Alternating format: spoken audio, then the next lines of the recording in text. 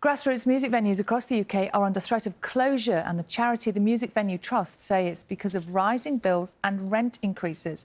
According to the charity's research, 125 locations were forced to stop providing music performances last year, and more than half of them shut entirely. The streaming service Netflix saw a huge rise in subscribers in the final 3 months of last year, as more than 13 million people signed up following the firm's crackdown on password sharing. It was the most for any quarter since 2020. Netflix now says it's planning to increase prices. There were almost 5 times more instances of sewage flowing into London's rivers last year than during the same period the year before. According to City Hall analysis of Thames water data, in 1 week in December, sewage was dumped across the network equivalent to 18 hours every day. Thames Water said all discharges were unacceptable, and new projects such as the Thames Tideway Tunnel should capture 95% of the volume of untreated sewage currently entering the river. The Met says it hopes a new scheme aimed at cutting crime in Finsbury Park in North London will restore confidence in policing. The project, called Clear, Hold, Build, involves clearing suspects out of the area and then working with local agencies and the community to make sure trouble doesn't return. The force is under pressure after a damning review last year criticised neighbourhood policing.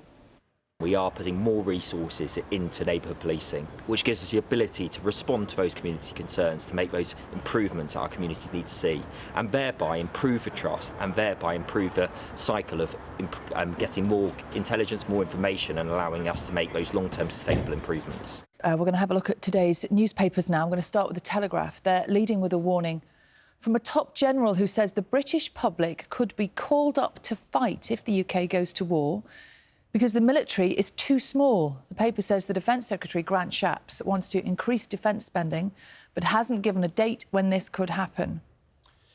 The I newspaper leads with the UK's involvement in the battle with Houthi rebels in Yemen. It says that the Prime Minister, Rishi Sunak, is not ruling out a sustained military campaign to help protect international shipping in the Red Sea. The Guardian reports on a new international study which it says shows that every year spent in school or university improves life expectancy. According to the paper, the research also shows that not attending school is as deadly as smoking or heavy drinking.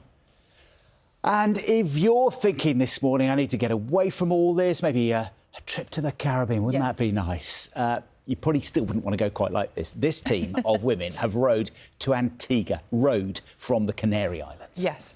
Hattie Carter, Bobby Mellor and Catherine Antrobus broke the record to become the fastest female trio to row across the Atlantic. 3,000 miles it was from the Canary Islands. They left before Christmas, finishing in Antigua on Monday. During the challenge, they have raised £80,000 for charity.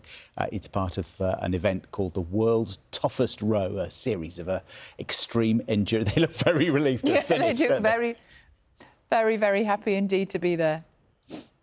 Congratulations to them.